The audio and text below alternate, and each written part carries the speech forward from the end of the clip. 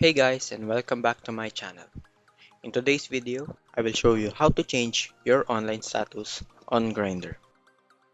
First, let us open the Grindr app, then log in your account.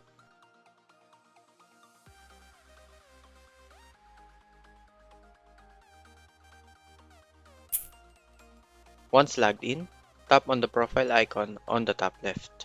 You will see here under the profile photo, online and incognito. Click on incognito. Note that in order to change your status, you have to subscribe to Grindr, and it will unlock the incognito mode, which hides your online status. It will let you appear offline even when you are online.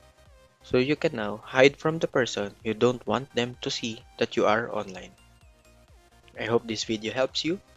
If you have any questions, leave a comment down below. And don't forget to like, share, and subscribe to my channel. Thank you guys.